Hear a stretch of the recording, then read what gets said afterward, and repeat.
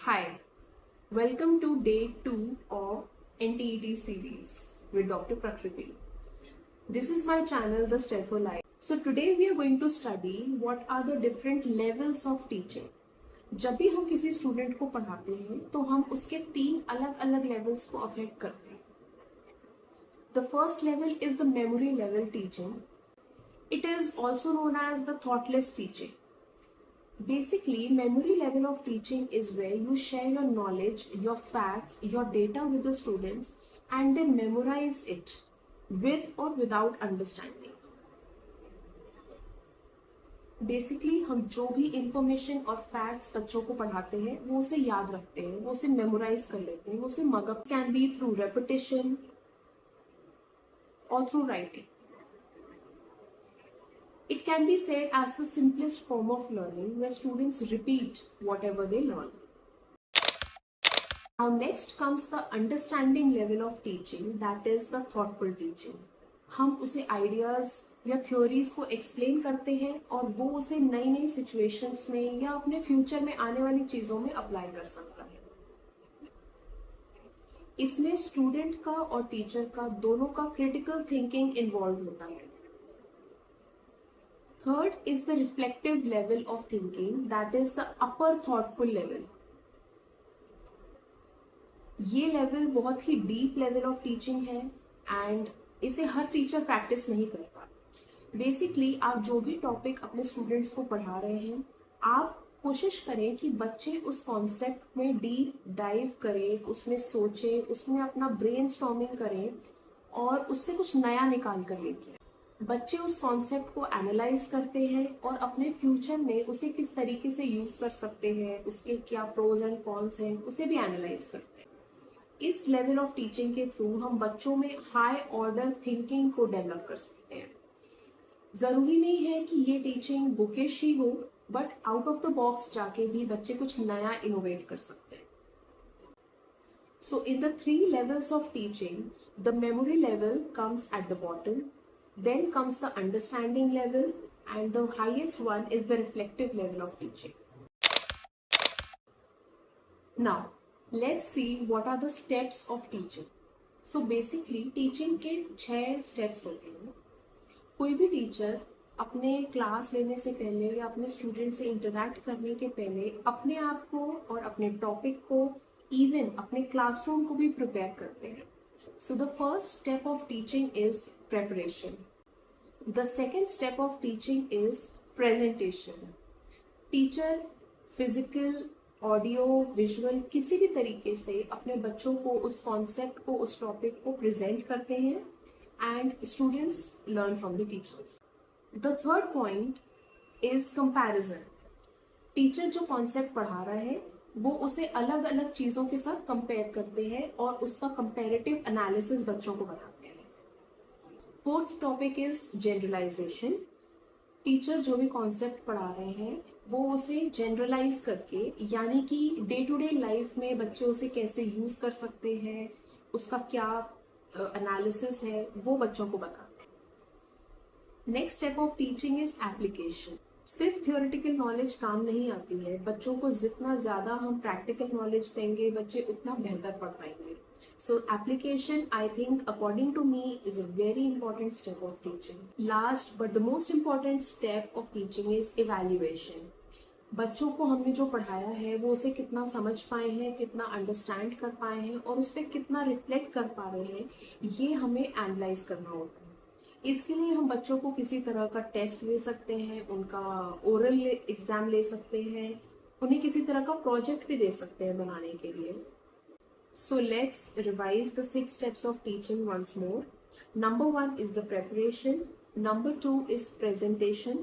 Number 3, comparison. Number 4, generalization. Number 5, application. And number 6, evaluation. Now we move to our next topic, that is characteristics of effective teaching.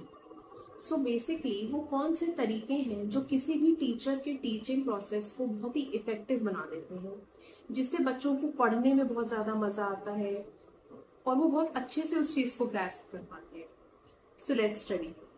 Number 1 quality होती है एक teacher की clarity.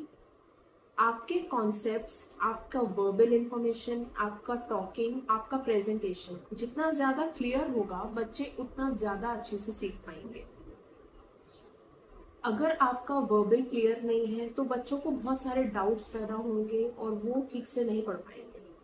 A great teacher is one who explains things which makes the concepts easy for students to understand. Then, number 2 is engagement. आप अपने तरीकों से, अपने fun method से बच्चों को कितना एंगेज रख पाते हैं क्लास में, that is important. Now understand this, किसी भी कॉलेज में कम से कम 1 आवर और 2 आवर्स के लेक्चर होते हैं हर सब्जेक्ट के। ऐसे में बच्चों का attention span is only approx 30 minutes to 40 minutes. इसीलिए बच्चों को उस टॉपिक में, उस कॉन्सेप्ट में, उस क्लास में बांधे रखना है बहुत डिफिकल्ट टास्क है। टीचर अपने बच्चों को क्लास में एंगेज रखने के लिए कुछ फन मेथड्स यूज कर सकते हैं लाइक क्विजेस, और या वो बच्चों से डायरेक्ट सवाल पूछ सकते हैं जिससे बच्चे अटेंटिव रहें क्लास में। Next characteristic of effective teaching is adaptability. Now a good teacher should understand what his और हर स्टूडेंट्स वांट और व्हाट इज देयर नीड। हर बच्चे की अपनी एक स्पीड होती है पढ़ने की, अपना एक लेवल ऑफ अंडरस्टैंडिंग होता है। सारे बच्चों को एक ही तरीके से नहीं पढ़ाया जा सकता। इसीलिए एक टीचर के लिए बहुत ज़रूरी है ये समझना कि कौन सा बच्चा किस तरीके से बेहतर समझता है और उसकी क्या स्पीड है समझने की। The number 4 characteristic of effective teaching is assessment. अब असेसमेंट सिर्फ स्टूडेंट्स का नहीं होता बल्कि टीचर्स का भी होता है और होना भी चाहिए। आप बच्चों से फीडबैक ले सकते हैं रेगुलरली, मंथली और वीकली, कि आपने जो टॉपिक्स उन्हें पढ़ाए वो उन्हें कितना ग्रास्प हुए हैं, उन्हें किस तरह की डिफिकल्टी जा रही है। इस कम्युनिकेशन से आप अपनी बेहतर कर पाएंगे टीचिंग को भी और साथ ही साथ बच्चों को भी बेटर इन्फॉर्मेशन प्रोवाइड कर पाएंगे। Now the most important and last characteristic of effective teaching is support. Teacher का सिर्फ क्लास में प्रेजेंट होना ज़रूरी नहीं है, टीचर का एक इमोशनल सपोर्ट होना भी बच्चों के लिए बहुत बड़ी बात होती है। अगर आप अपने स्टूडेंट्स के साथ एक लेवल पे कनेक्ट कर पा रहे हैं तो स्टूडेंट्स अपनी प्रॉब्लम्स आपके साथ शेयर कर पाएंगे। उन्हें पढ़ने में, सीखने में क्या दिक्कतें आ रही हैं वो आपके साथ खुल के साझा कर पाएंगे। So it is very important for a teacher to be compassionate and empathetic. Now there are few requirements which are very basic for an effective teaching, जिनके बिना अच्छे से पढ़ा पाना एक टीचर के लिए भी बहुत मुश्किल है और बच्चों के लिए भी बहुत मुश्किल है समझना। Number 1 is intervening variables, that is the strategies. आप किस स्ट्रैटेजी से पढ़ाते हैं, किस तरीके से पढ़ाते हैं, बच्चों पे कैसे इंफॉर्मेशन ट्रांसफर करते हैं, ये बहुत मायने रखता है। Number 2 is your professionalism. एक टीचर को इमोशनल सपोर्ट देने के साथ साथ अपने बच्चों के साथ बहुत ही स्ट्रिक्ट भी होना पड़ता है, अदरवाइज स्टूडेंट्स ऑफन मिसबिहेव। सो एक प्रोफेशनल एटीट्यूड रखना एक टीचर के लिए बहुत ज़रूरी है। Number 3 is a suitable environment. Classroom किस जगह पे है, वहाँ पे बहुत ज़्यादा नॉइस तो नहीं है, बच्चों के लिए फैंस या कूलर्स की व्यवस्था है कि नहीं, प्रॉपर लाइटिंग है, वेंटिलेटेड है कि नहीं area, that is very important. Next is the teacher student relationship. अगर टीचर बहुत ज़्यादा स्ट्रिक्ट भी होंगे तो बच्चे अपने पॉइंट्स, अपने आइडियाज़ या अपने डाउट्स पूछ नहीं पाएंगे।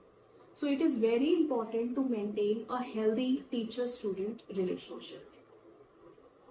Next is the students discipline. बच्चों का डिसिप्लिन में रहना बहुत ज़रूरी है। इसके लिए टीचर को कभी कभी स्ट्रिक्ट भी होना पड़ेगा और कभी कभी पोलाइटली उन्हें समझाना भी पड़ेगा। Number 6 is teacher's devotion to teaching. कोई टीचर अपने बच्चों के लिए, अपने काम के लिए कितना ज़्यादा डिवोटेड है, ये बहुत ज़्यादा मायने रखता है। अपने डिवोशन से आप बच्चों को एक बेहतर टीचिंग दे पाएंगे। And the last is student's devotion to learning. अगर बच्चे भी उतने ही डिवोशन, उतनी ही लगन से पढ़ाई करेंगे तो बेहतर होगा। So if you have any doubts related to the topics that we have studied today, please drop them down in the comment box. Thank you.